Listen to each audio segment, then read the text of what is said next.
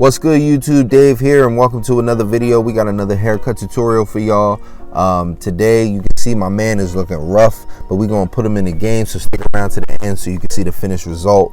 Today we're gonna do a 1.5 all around with a pretty high taper, not super high, like medium to high taper on the side, and taper in the back. His hair is super thick, bro.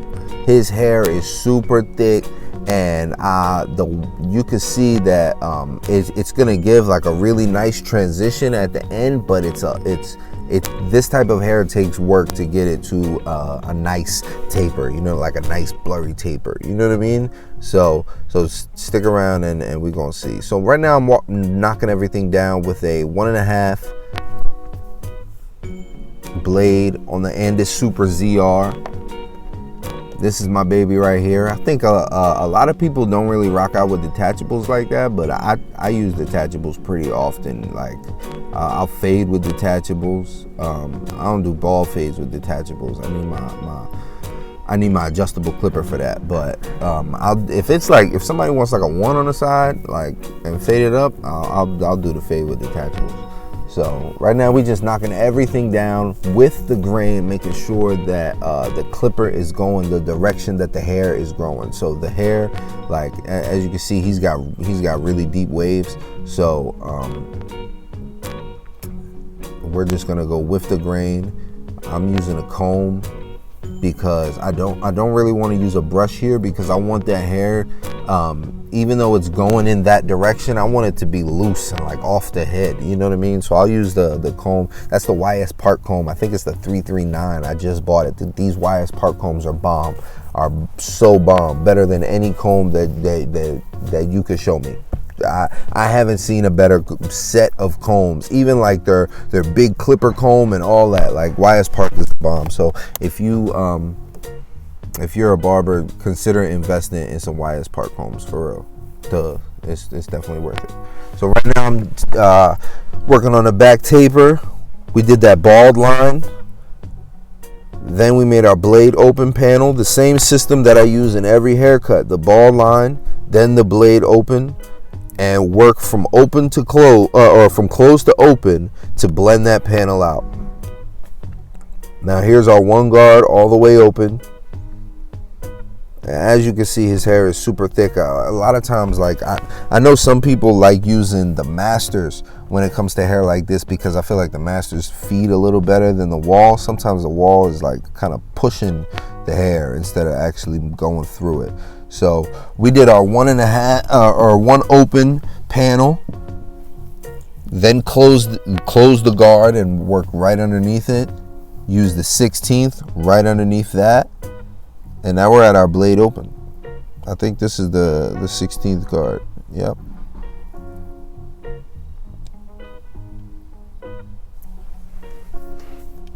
There goes the number 2 guard. When I passed the number 2 originally, I saw like some bulk there at the top, so I opened it up, and that really blended nicely into the 1.5 blade that we did on top, like right there in the back of the head. I guess because the way the head is shaped, you don't get as close of a cut as you do in the other spots, so that 2 open really cleared that up. And now here we're slowly working down from the 2 open to the 2 closed to the 1.5 guard, and now it's the 1 guard open. It's the same system, work up and work down, but follow the same system. That's how you're gonna get efficient. That's how your blends are gonna start to be like, oh shoot, like this look nice, this look consistent, this look blurry. And it might take extra work. You can't just go through it one time and expect it to, but you trust the system, and then and you use that to get you to the next step. So right here, I'm using my 1 guard open. Closed it up there a little bit, just trying to get a lot of those dark spots, really detail that haircut so that the taper looks nice. Because like I said, his hair is really thick, so you might have to go through the system like 2 or 3 times and then sit there and detail and pluck out dark spots, you know. Same thing here on the one side. blade open and fade that out. Sorry, my shoulder's in the way. I'm gonna work on finding a better angle for these videos. I'll be honest with you guys, this side gave me hell. It really did. I was fighting with this side the whole time. I went and faded the other side, gave him a taper on the other side, and then came back to this side. This side was giving me trouble.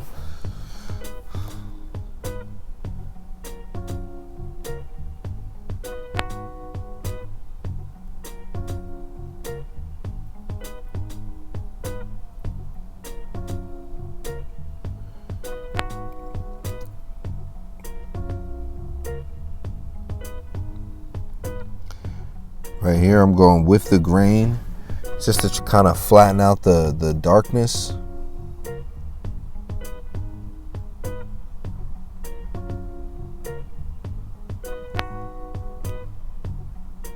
There's my one guard open. I closed it up. Just trying to fade out the spots that I see, man. I worked on this side for a minute. I really did. I pull out all the stops for this one. You're gonna see I pull out the thinnest shears. I pull out my regular shears.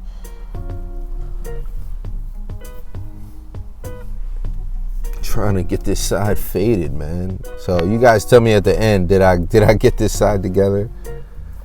I feel like that's how it is with everybody. Everybody's got like a one side that's more difficult than the other side. Absolutely. Look, I got the thinnest shears out. Look at me plucking the dark spots. Like this side, oh my goodness.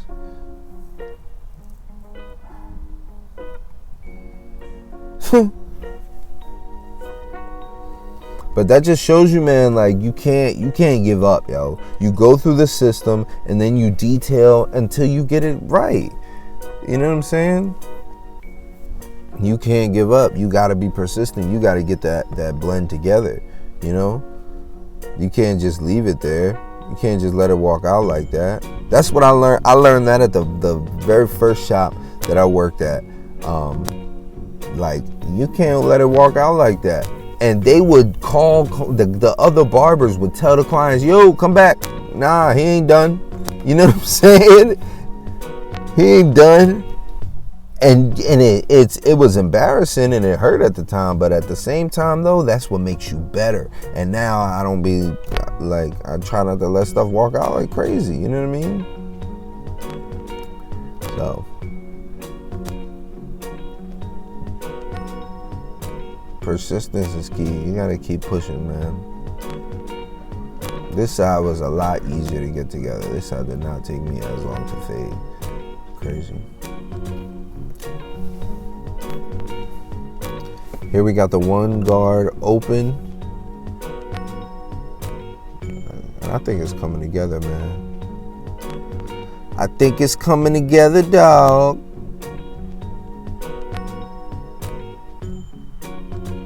Gotta get that spot behind the ear. That spot behind the ear always like is dark, so you gotta make sure that the taper looks like it blends into the back of the head.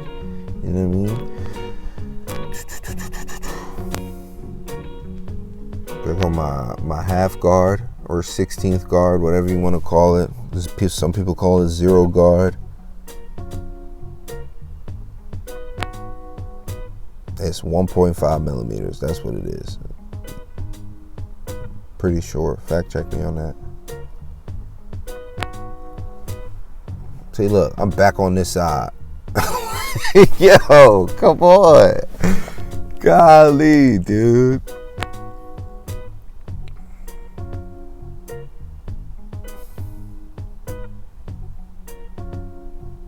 But I think it's starting to come together. I think doing the other side helped me because I saw the other side and I saw like the way the taper looked and I said, okay, like let me make,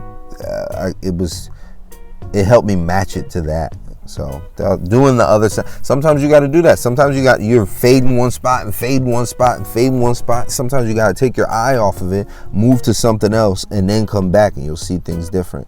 Now we're just taking the 1.5 guard all the way closed with the grain all over his head. You saw I brushed it, and then we're going all over his head to lay all that fuzzy hair down, and we just go over it a bunch of times. I probably went over this, like, his whole head with this guard probably like 20 times, maybe more. Like, just keep going over it and over it and over it and over it, and work around his head, and just followed with the grain.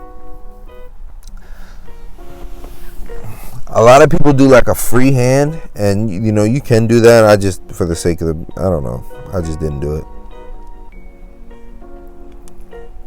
But you gotta lay the hair down, you know, so you use the guard to lay that hair down and get it flat. See, look, I'm back fading the side, bro, come on.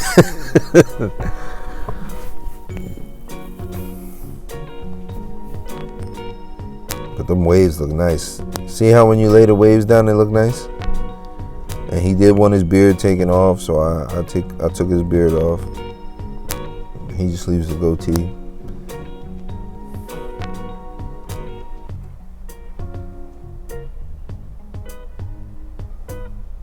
And then we're gonna line him up, throw some color enhancement on there for the haters.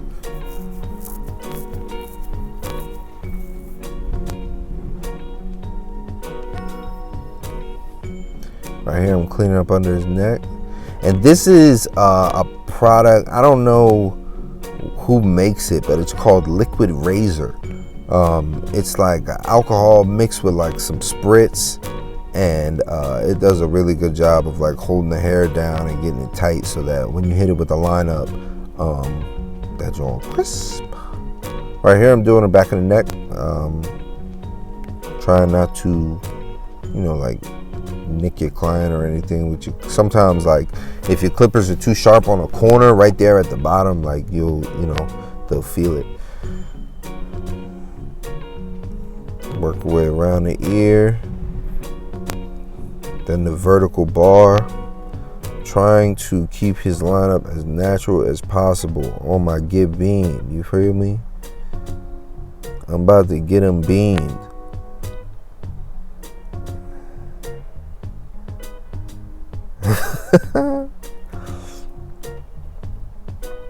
Just slowly work around the ear.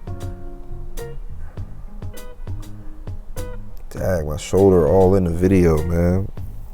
But here we just lightly tapping on that vertical bar, trying to get it as crispy as possible, as straight as possible. And here I'm taking my one guard, I believe it's closed, and I'm going with the grain just to knock that front down. And then we're gonna line his front up. I started at the highest point you saw on that side, and I just try to work my way across. You don't want to start at the lowest point and then you line it up and then you gotta redo the whole hairline. Start at the highest point and give him the sharpest line possible. You know, like some people might say, oh, you pushed him or whatever, but like sometimes you gotta just give people, what's right for them. You know what I mean?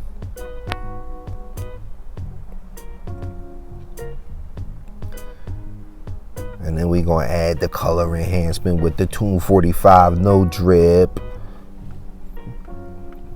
Best freaking color enhancement ever, dude. I finally got one of the barbers in the shop to get some freaking no drip, man. So he's rocking with it now. I told him, stop playing with this no drip, dog. This stuff don't go nowhere. I got a client who said it lasts a week. I said, what?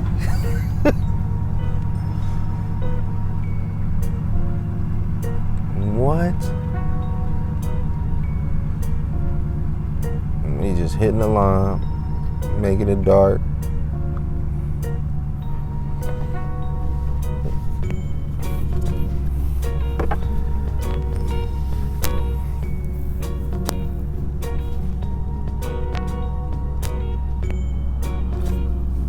I gotta get the doggone another card for this color. Now I'm filling in the light spots in his waves too, so that way when I take a picture at the end, it'll pop, it'll look nice. You know. See that? I'm all over. I'm about to hit the crown, like the swirl. I'm about to hit that in the back. Look at that. All no drip.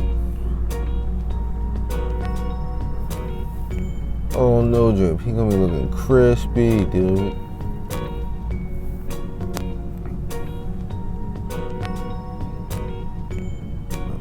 Just go back over and tap the line just to make sure everything clean. Now we gonna hit it with this color pencil I just started using.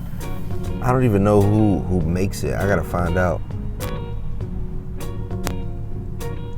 And we just gonna draw like a light line all around his hairline. And what this is gonna do is this is gonna act the same way it's gonna make the hairline pop. The same way women put like that light stuff around their eyebrows. It's called concealer, I think. And then they blend it in. That's what we doing. So we're taking stuff from the doggone makeup world and putting it into barbering, man. Like, I didn't come up with this, but this is it. It's the get beam technique, man. Come on, holla at me. Let's go. That taper looking clean, bro. That joint looking clean, man. And we just hitting the front line, bringing everything back to the line, getting them sharp so he can go out and do his thing. So my client came in looking rough. He had potential. Look at the waves right there. He had potential. And that's what it is. As barbering, we bring out the potential in our clients. We bring out the potential in our looks. So this is the before, man. So I want y'all to check out the after. Yeah, that's nice. 1.5 with the medium high taper.